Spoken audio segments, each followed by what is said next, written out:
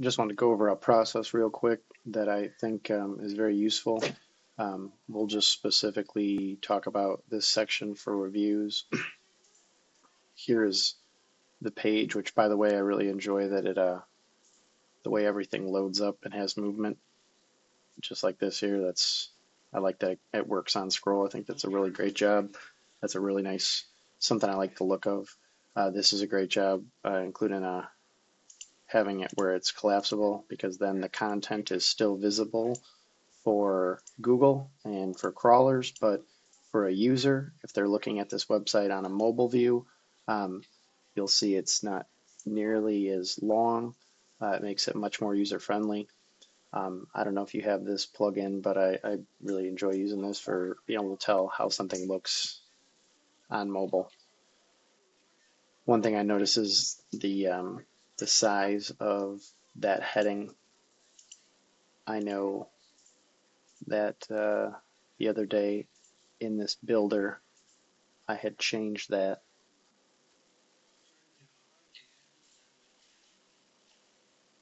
And it should have stayed the way it was with this calculation. This calculation was designed, the reason for it is it looks good on every size screen and it moves with the screen. So now we'll refresh this. It should look a lot more like a heading.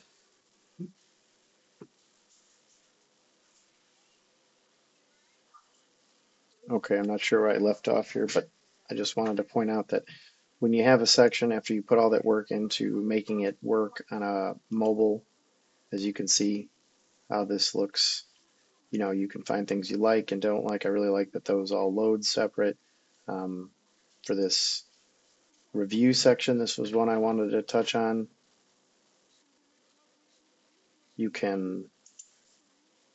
This is a nice way sometimes if it's one specific thing, if you can find a review that uses the words that, maybe the H2, if you were to go to the Google Sheet that has all the reviews,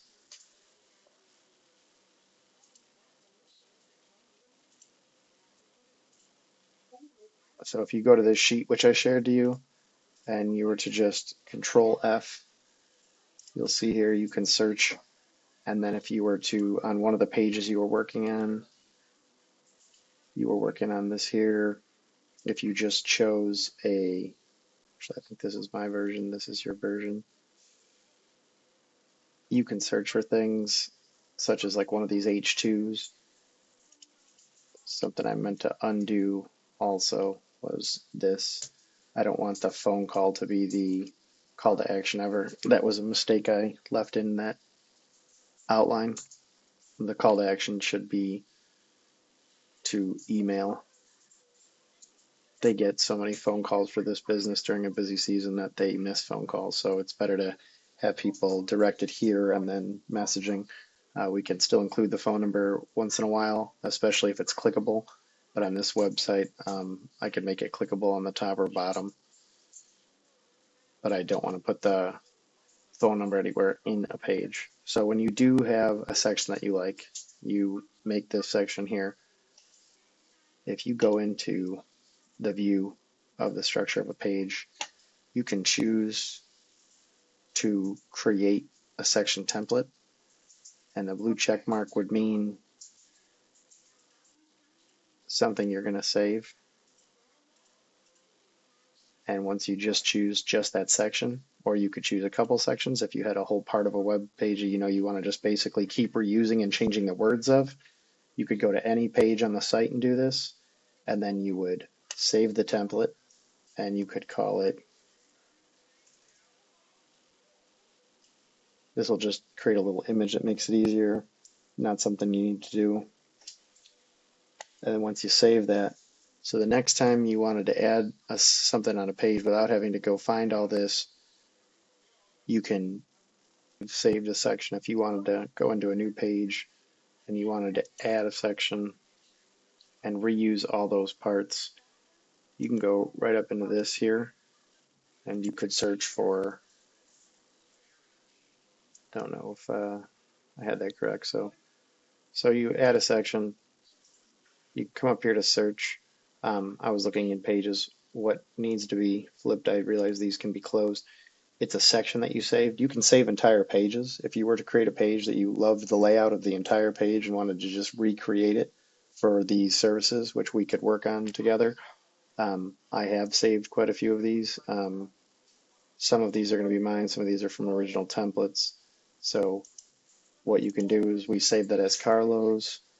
This is what threw me off. If this little arrow is not clicked, but you can see there's Carlos' review, and you'll just add it, and now everything you built before will pop in on a page. So I just want to show you a quick way to save work after you go through all that effort of making a section the way you want it to look. You can go to any other place on the website and basically steal sections in a very easy way by naming them something you can remember, and then bringing them into new pages.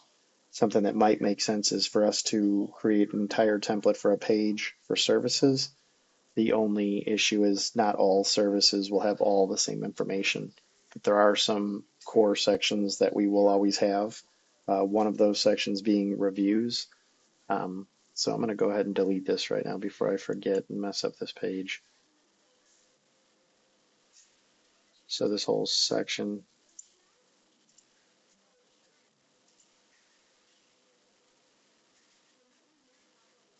So hopefully that's clear. And then, like I said, I've shared this document with you. This is all the reviews for this company, so you can use actual reviews with actual people.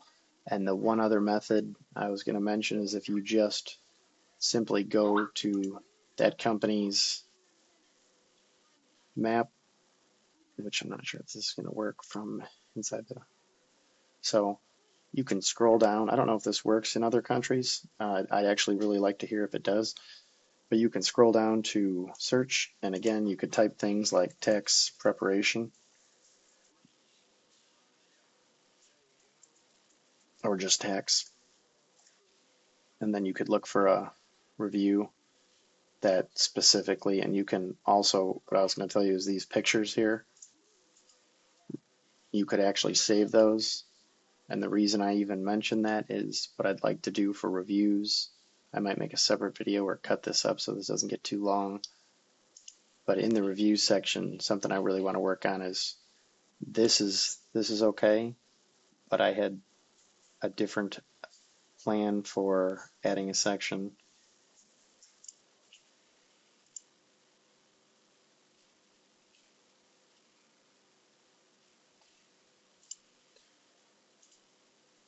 So in the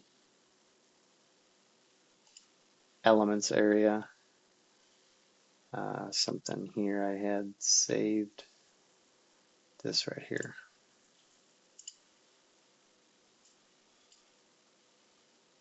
I would like to modify this whole thing to work for this site, so all the colors would need to be changed to the site colors, which are this blue, this gray, and you can go in and you can determine what that is based on that. So we could just go in here and we could start modifying the colors. So this slide,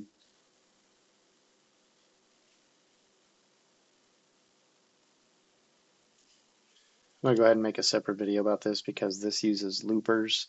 I'm not sure if that's something you've worked with before, but so this information would be drawn from an outside source.